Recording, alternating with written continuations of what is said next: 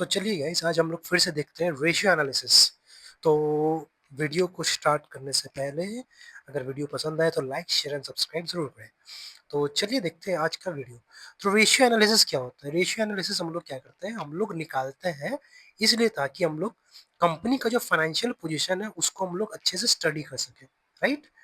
तो कंपनी का financial position, company का रिस्क, कंपनी का कैसा सिचुएशन है। सपोज मान लो मैं आपको एक छोटा सा एग्जांपल देता हूँ।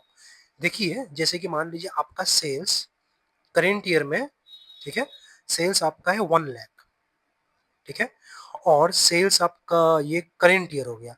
और अगले साल जैसे कि मान लीजिए प्रीवियस ईयर, सपोज मान लो प्रीवियस ईयर, ये करेंट ईयर है तो सपोज मान लो प्रीवियस ईयर में आपका जो सेल्स था वो था आपका 1,20,000, ठीक है।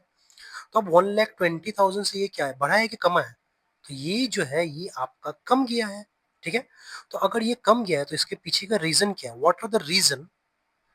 तो वो रीजन को हम लोग जानने के लिए पूरे बैलेंस शीट को, हर एक पार्ट को, हर एक सेक्टर को हम लोग स्टडी कर सकते हैं, ठीक है। तो यहाँ पे कहानी क्या होता है, हम लोग इसी चीज को हम लोग देखते हैं, ठीक है। तो इसी चीज को हम लोग जैसे कि मान लीजिए रेशियो एनालिसिस जो होता है मैनेजमेंट के लिए बहुत ज्यादा इंपॉर्टेंट होता है। किसके लिए? मैनेजमेंट के लिए। अगर रेशियो जो होता है, रेशियो अगर हम लोग अच्छे से समझ जाते हैं तो मैनेजमेंट जो अपर लेवल होते हैं उन लोगों को समझाने में काफ़ी आसान होता है, क्योंकि डेटा तो बहुत सारा होता है। तो रेशियोज क्या होता है, उस चीज़ को कंबाइन करके छोटा कर देता है। सपोज मान लो आपका डेप्ट इक्विटी रेशियो, ठीक है। तो ये सब चीज़ जो होता है हम लोग देखते हैं। That is its process of evaluating the financial performances of a company using data of financial statement.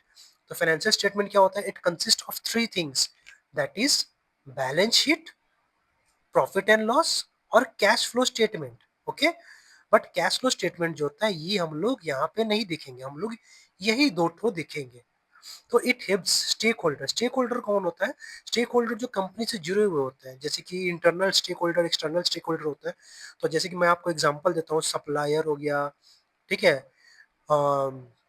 Debenture holder हो गया, डिप्ट होल्डर जो सब बिजनेस को पैसा देता है, कस्टमर हो गया, ठीक है। फिर आपका हो गया सपोज मान लो आपका एम्प्लॉयज हो गया, ठीक है। तो ये सारे जो होते हैं स्टेक होल्डर एक्सेट्रा वगैरह, तो स्टेक होल्डर को ये मदद देता है कि भैया हमारा कंपनी कैसा सिचुएशन से गुजर रहा है। और इस डेटा से इन लोगों को बहुत सारी मदद मिलती है कि प्रॉफिट क्या है, एफिशिएंसी क्या है, लिक्विडिटी क्या है। लिक्विडिटी मतलब हमारे पास कैश फ्लो कितना है, कितना पैसा हमारे पास है अभी, क्या हम लोग अपना करंट सिचुएशन में डेप्ट को हटा सकते हैं कि नहीं, सॉल्वेंसी रेशियो, ठीक है। तो ये सब चीज़। तो सबसे पहले हम लोग देखते हैं लिक्विडिटी रेशियो। तो लिक्विडिटी रेशियो में हमारे पास क्या आएगा? लिक्विडिटी रेशियो में हमारे पास आएगा करंट रेशियो, ठीक है। तो करंट रेशियो क्या होता है? It is the ability to pay short term डेप्ट। तो शॉर्ट टर्म डेप्ट मतलब क्या होता है? We are talking about the current assets and current liabilities. Okay. तो करेंट एसेट मतलब हो गया कस्टमर, डेटर वगैरह, इन्वेंट्रीज। और करेंट लायबिलिटी मतलब सप्लायर वगैरह, ये लोग हो गया, ठीक है। क्विक रेशियो क्या होता है? क्विक रेशियो का मतलब होता है करंट एसेट्स माइनस इन्वेंट्रीज, और यहाँ पे एक और चीज होता है minus prepaid expenses. Prepaid expenses by current liability. इससे क्या हम लोग मेजर करते हैं? हम लोग ये मेजर करते हैं स्ट्रिक्टर मेजर ऑफ लिक्विडिटी, हमारे पास कंपनी कितना लिक्विड है, ठीक है। कैश रेशियो हम लोग क्या, कैश रेशियो से हम लोग क्या पकड़ते हैं? हम लोग कैश रेशियो में पकड़ते हैं कि हमारे पास कितना कैश अभी मौजूद है करंट लायबिलिटी के अकॉर्डिंग। तो immediate, okay, immediate short term liquidity हमें चाहिए। एक्टिविटी रेशियो फिर होता है, तो एक्टिविटी रेशियो में हमारे पास क्या क्या आएंगे? हमारे पास आएंगे इन्वेंट्री टर्नओवर रेशियो। इन्वेंट्री किसके साथ रिलेट होता है? इन्वेंट्री रिलेट होता है कॉस्ट ऑफ गुड्स सोल्ड के साथ। Okay. Cost of goods sold, मेरा सामान जो बिका वो पूरे साल में कितना बिका, जो बिका उसका दाम क्या था, दाम, that is the cost. What is the cost of the goods that had been sold during the year और ड्यूरिंग द पीरियड? एक महीने का भी हो सकता है, किसी का भी हो सकता है। Divided by the average inventory, मतलब एवरेज इन्वेंट्री मतलब क्या होता है? Opening plus closing by 2। तो मतलब ओपनिंग जो पीरियड बिगिनिंग में था और पीरियड एंड में था, दोनों का एवरेज हम लोग करते हैं, वो होता है एवरेज इन्वेंट्री। इससे क्या पता चलता है? Efficient inventory management. हमारा मैनेजमेंट का जो इन्वेंट्री है वो कितना एफिशिएंट होता है, राइट। नेक्स्ट कहानी क्या होता है? Debtor turnover ratio. जैसे इन्वेंट्री का relation cost of goods sold के साथ होता है, डेटर का रिलेशन किसके साथ होता है? नेट क्रेडिट सेल्स, ठीक है। तो नेट क्रेडिट सेल्स का मतलब क्या होता है? इसका मतलब हम लोग बोलते हैं, सपोज मान लो ये नेट रेवेन्यू फ्रॉम ऑपरेशंस, कौन सा? Revenue from operations. Okay, company में इसको क्या बोलते हैं, रेवेन्यू फ्रॉम ऑपरेशन। और नेट क्रेडिट सेल्स का मतलब क्या होता है, इट माइनस, माइनस क्या होता है, माइनस करते हैं हम लोग रिटर्न्स, रिटर्न इनवर्ड। तो सेल्स रिटर्न या रिटर्न इनवर्ड जो हम लोग माइनस करते हैं, तो मेरा क्या आता है, नेट क्रेडिट सेल्स। और ये सिर्फ क्रेडिट सेल्स के ऊपर फोकस करता है, not cash sales. Cash sales से डेटर का कोई लेना देना नहीं है, कैश सेल डेटर को क्रिएट नहीं करता है। तो हम लोग क्या करते हैं, net credit sales by average account result. तो एवरेज अकाउंट रिजल्ट मतलब सिमिलरली वही opening plus closing by two. Okay, तो इससे क्या पता चलता है कि efficiency in current receivable, collecting receivable. तो अब कहानी क्या होता है, सपोज मान लो हमारा एक्टिविटी रेशियो जो होता है ये टाइम्स में आता है।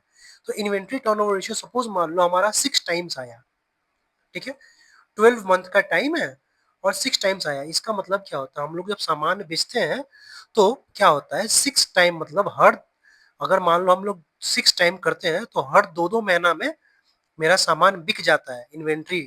तो ये, इससे हमें ये इंडिकेशन मिलता है। और इफिशियंसी कितना है, आप सपोज मान लो ये जितना कम होगा उतना अच्छा है। अगर ये 12 टाइम्स हुआ तो मतलब हर महीना मेरा सामान आता है जाता है। और डेटर का भी वही कहानी हो गया। तो इससे क्या होता है, इससे टाइम्स निकलता है, net credit sales by average account receivable. जैसे कि मान लीजिए ये भी सेम कहानी, अगर 6 टाइम्स आता है और 12 महीने का टाइम हुआ, तो मतलब क्या है, हर 2 महीने के लिए मैं अपना क्रेडिट पीरियड देता हूँ, कस्टमर मुझे 2-2 महीने में पैसा लौटाते हैं। उसी तरीका से क्रेडिटर टर्नओवर। तो क्रेडिटर किसके रिलेटेड होता है, क्रेडिटर रिलेटेड होता है आपका नेट क्रेडिट परचेज के साथ, ठीक है, क्रेडिट परचेज। ओके, तो क्रेडिट परचेज का मतलब वही होता है आपका। और हाँ, कॉस्ट ऑफ गुड्स सोल्ड कैसे आता है, जैसे कि कॉस्ट ऑफ गुड्स सोल्ड, इसको हम लोग कॉग्स बोलते हैं। तो ये आता है आपका opening, opening stock, opening stock या inventory plus purchases minus closing stock, ये याद रखिएगा, ठीक है। और यहाँ पे एक और कहानी होता है, वर्किंग कैपिटल। वर्किंग कैपिटल क्या होता है, जैसे कि मान लो मैं ग्रॉस वर्किंग कैपिटल की बात करता हूँ, तो ग्रॉस वर्किंग कैपिटल का मतलब होता है मेरा total current asset. Total current asset is known as my gross working capital. और अगर सिर्फ मैं वर्किंग कैपिटल या नेट वर्किंग कैपिटल का अगर मैं बात करूं, तो ये होता है मेरा total current asset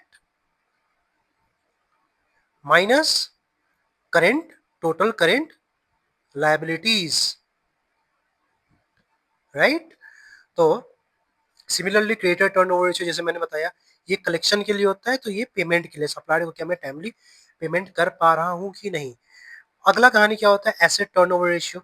asset turnover ratio का मतलब क्या होता है, मेरा सेल्स के अकॉर्डिंग होता है, that is sales generated per unit of asset.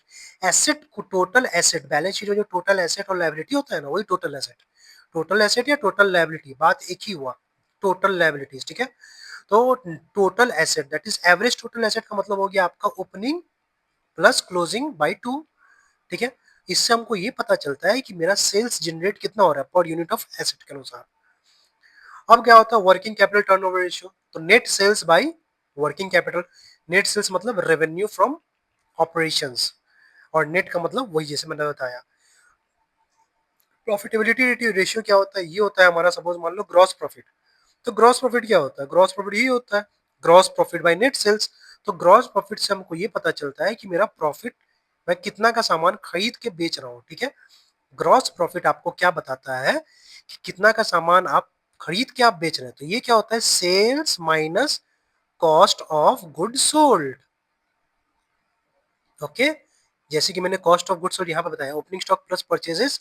और यहाँ पे एक और चीज प्लस होता है, वो प्लस होता है आपका plus direct expenses. Okay, plus उसके बाद जैसे परचेजेस माइनस क्लोजिंग स्टॉक। तो कॉस्ट ऑफ गुड्स सोल्ड कैसे निकलता है, ग्रॉस प्रॉफिट कैसे निकलता है, सेल्स में से कॉस्ट ऑफ गुड्स सोल्ड को मैं माइनस कर देता हूँ, तो मेरा ग्रॉस प्रॉफिट आया। इसके बाद जो ग्रॉस प्रॉफिट होता है, ग्रॉस प्रॉफिट से अगर मैं इनडायरेक्ट एक्सपेंसेस या फिर नॉन ऑपरेटिंग एक्सपेंसेस वगैरह अगर मैं माइनस कर देता हूँ, तो मेरा क्या आता है, नेट प्रॉफिट आता है। तो उसी तरीका से अब देखो इनडायरेक्ट एक्सपेंसेस मतलब क्या होता है, यहाँ पे अगर मैं ग्रॉस प्रॉफिट से ऑपरेटिंग एक्सपेंसेस अगर मैं माइनस कर दूं, तो मेरा क्या आएगा, मेरा आएगा ऑपरेटिंग प्रॉफिट, ठीक है।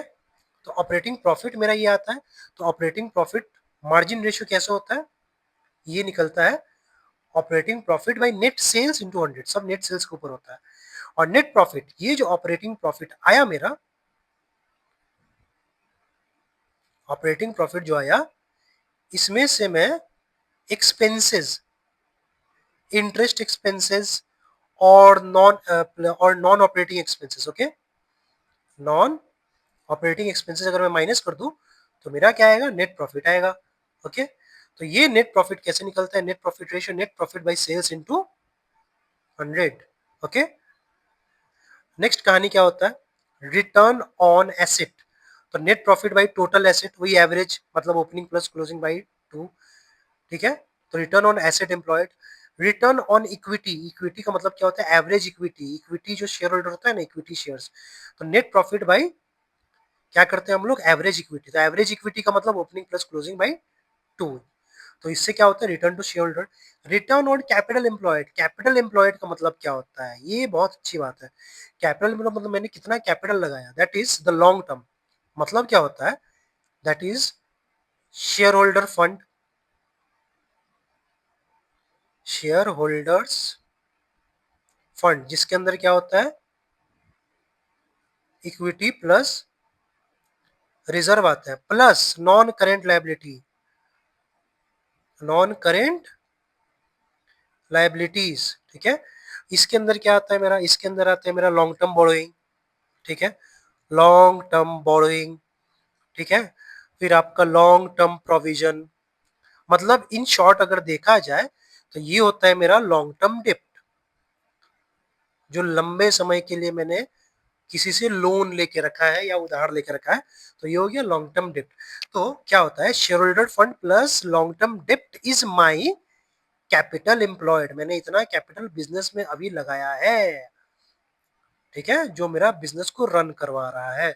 तो बिजनेस को रन करवा रहा है, तो ये क्या होता है, आरओसी मतलब EBIT, earning before interest and taxes, मतलब I am talking about operating profit. ठीक है, ईबीआईटी का मतलब क्या होता है, ऑपरेटिंग प्रॉफिट। तो operating profit by capital employed is into 100 is my return on capital employed. Okay, next क्या होता है आपका कवरेज रेशियो। कवरेज रेशियो का मतलब क्या होता है, इंटरेस्ट कवरेज रेशियो। मतलब मेरा ऑपरेटिंग प्रॉफिट क्या मेरा इंटरेस्ट को कवर कर पा रहा है। ऑपरेटिंग प्रॉफिट अगर मान लो मेरा 1 लाख है, और मैं रेगुलर इंटरेस्ट, इंटरेस्ट का मतलब क्या होता है, जो लॉन्ग टर्म डेप्ट होता है, लॉन्ग टर्म डेप्ट के ऊपर जो मैं इंटरेस्ट देता हूँ, उसको बोलते हैं इंटरेस्ट ऑन लॉन्ग टर्म डेप्ट। ठीक है, टर्म डेप्ट। तो सपोज मान लो मैं, मेरे 1 लाख का ईबीआईटी है और मेरा इंटरेस्ट आया है सपोज 8,000, तो ऑब्वियसली इट्स वेरी गुड। तो मैं अपना ईबीआईटी कितना करूँ, 12.5 टाइम्स, मतलब मेरा जो ईबीआईटी है is 12.5 times then the interest. So my interest coverage ratio is very good, ability to pay interest from profit. Okay, so this is what, this is my debt service coverage ratio, that is net operating income by total debt service। तो डेप्ट service coverage ratio ये होता है, हम लोग अपना operating profit से कितना डेप्ट payment कर पा रहे हैं। ठीक है, उसी तरीका से अगर मैं मार्केट रिलेटेड रेशियो बोलूं, तो it will be EPS equal to net profit after tax, okay, minus preference dividend divided by number of equity share. इससे क्या निकलता है, प्रॉफिट पर इक्विटी। पी रेशियो क्या होता है, मार्केट प्राइस पर शेयर बाय ईपीएस। ओके, तो ये होता है मेरा पी रेशियो। उसके बाद इससे ये पता चलता है कि मार्केट का एक्सपेक्टेशन क्या होता है। और नेक्स्ट क्या होता है हमारा, डिविडेंड यील्ड रेशियो। तो डिविडेंड यील्ड रेशियो क्या होता है, that is the dividend per share, मैं कितना डिविडेंड दे रहा हूँ और मेरा मार्केट प्राइस कितना है, ये मार्केट प्राइस।